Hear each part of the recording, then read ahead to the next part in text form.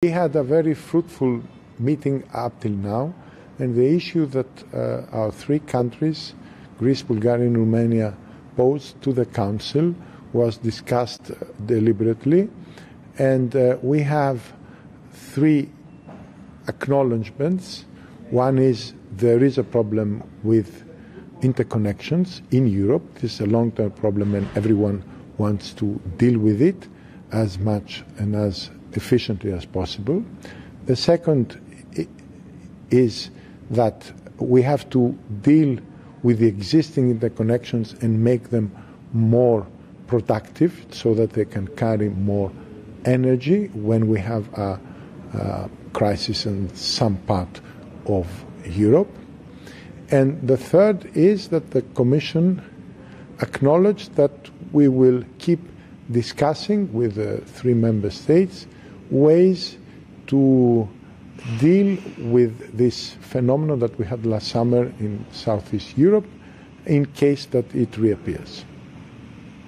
Είχαμε ένα εξαιρετικά χρήσιμο Συμβούλιο Υπουργών, στο οποίο συζητήθηκε και το θέμα που έχουν θέσει η Ελλάδα, η Βουλγαρία και η Ρουμανία για τις πολύ υψηλές τιμές που παρατηρήθηκαν το περασμένο καλοκαίρι στην νοτιοανατολική Ευρώπη.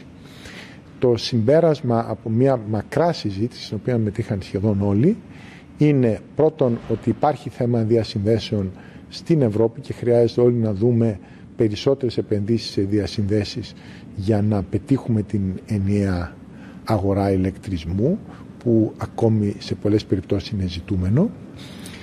Δεύτερον, ότι βράχη χρόνια είναι ανάγκη, και αυτό το έθεσε και η Επιτροπή, να δούμε την καλύτερη χρήση των διασυνδέσεων και τον καλύτερο συντονισμό άλλων θεμάτων όπως οι συντηρήσεις, ώστε αν υπάρχουν τέτοιες βραχυχρόνιες κρίσεις να τις αντιμετωπίζουμε πιο αποτελεσματικά.